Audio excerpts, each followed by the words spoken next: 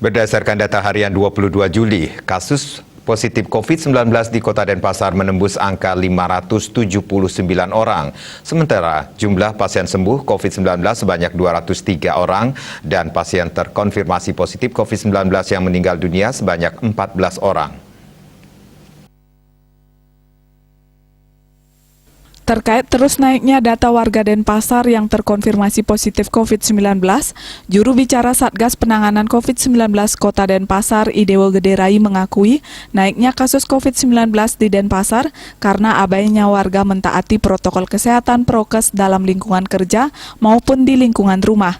Kasus COVID-19 naik di Denpasar sekarang ini didominasi klaster keluarga.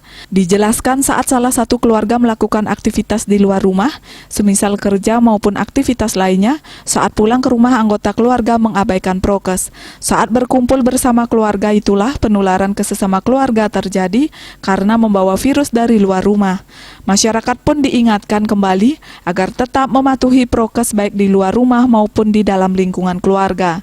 Berdasarkan data secara kumulatif, kasus positif tercatat 21.119 kasus, angka kesembuhan pasien COVID-19 di Denpasar mencapai 17.217 orang atau 81,52%, meninggal dunia 422 orang atau 2,00%, dan kasus aktif yang masih dalam perawatan 3.480 orang atau 16,48%.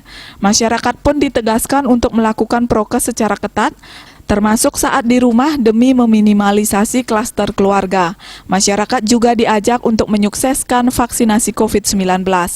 Denpos melaporkan.